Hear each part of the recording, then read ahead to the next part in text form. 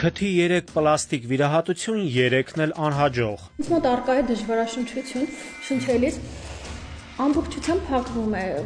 Այս քթանցքով էլ եթե թվում է թե բաց է քթանցքը, վերևում ամբողջությամբ կպոնները ընդհանրապես թթվածին չի գնում։ Ալինա Ադիլխանյանը ենթարկվել է 3 պլաստիկ վիրահատության, որոնցից 2-ը վերականգնողական են եղել։ Քթի առաջին վիրահատությունը 2013-ին է կատարվել։ Առաջին վիրահատությունից հետո Ալինան քթի հետ կապված բարդություններ, բորբոքումներ է նկատում 2016 թվականին։ Ամեն ինչ սկսվեց ինձ մոտ այս խնդիրները գիտակցության կորստով, երբ փորձում էի աստիճան բարձրանալ աշխատավայրում, այդ ժամանակ գիտակցությունս կորցրի, շնչահեղձություն չէի կարողանում շնչել։ 2022-ին Ալինան ստիպված է լինում դիմել Շենգավիթ բժշկական կենտրոն։ Բժիշկ Արթուր Պողոսյանը խոստանում է, որ կշտկի շնչառական ֆունկցիայի խանգարումը։ Շնչառական ֆունկցիայի խանգարումը, թթվածնային անբավարարությունը Ալինայի մոտ բերեցին աշխատունակության նվազեցման։ 2023 թվականին Ալինան դիմում է վիրահատող բժիշկ Արթուր Պողոսյանին։ Բժիշկն ասում է, որ շնչառական ֆունկցիան կարգավորելու համար պետք է կատարվի 3-րդ վիրահատությունը,